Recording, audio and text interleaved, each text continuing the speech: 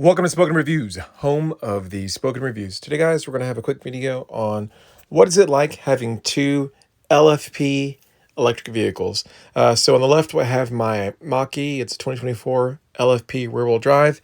And then on the right, we have the 2023 Tesla Model 3 LFP rear-wheel drive.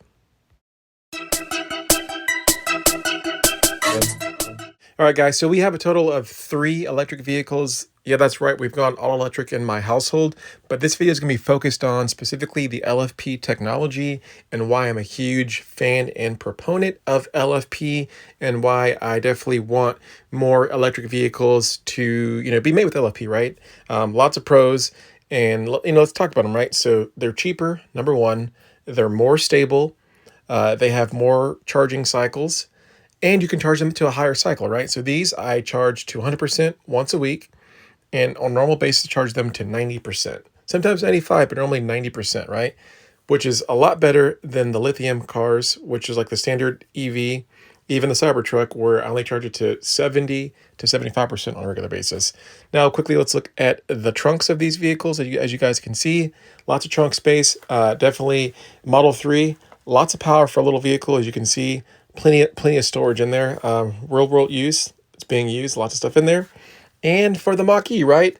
Love the hatchbacks. Hatchbacks are fantastic. They give you lots of extra space, right? Looking at the frunks.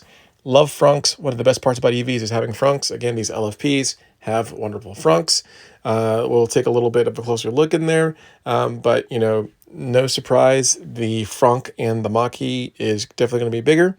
Which is really cool because you can carry a full carry-on. Typically, I'll put like a duffel bag in there, tennis shoes in there. It just saves extra space, right? So, even when you have a lot of kids and you have stuff full in the back, you got that space in the front. The Model 3, no joke, still extra space, but it's not as big. But again, these LFPs are awesome. Charging situation, so we have the universal charger, which is phenomenal. I've only had that for the last maybe 4 months. Before that, I was just using the NEMA 1450, which is awesome. Again, with the universal, I can charge the Model 3, the Tesla Cybertruck, and the Mach all with one charger because that universal one has different clips. So it works out really good, extremely useful to have it. I've never had a situation where I've had to worry about charging at home.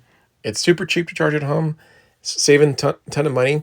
The only time I ever supercharge or fast charge is on the road, and I try to limit that, right? Because supercharging adds heat and adds stress to the battery.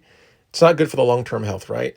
These LFPs, they do last longer. They can do definitely more cycles in them. That's one of the perks of the LFPs. I will say that the LFPs are not going to be as fast. So if you look at two vehicles side by side, an LFP and a lithium, you're always going to see that the LFP is going to have a little bit of a slower 0 to 60, and that's because of the technology and that. So pros and cons, but overall, as far as durability, they're all super fast, but the lithium's going to be faster. I personally think that the long-term abilities of being stable outweigh that.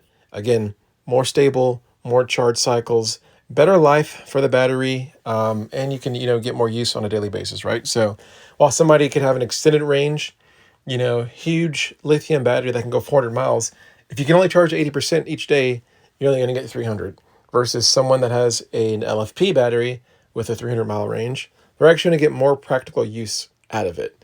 And the truth is, on a road trip, after the very first stop and charge, you're only going to 80%, if that.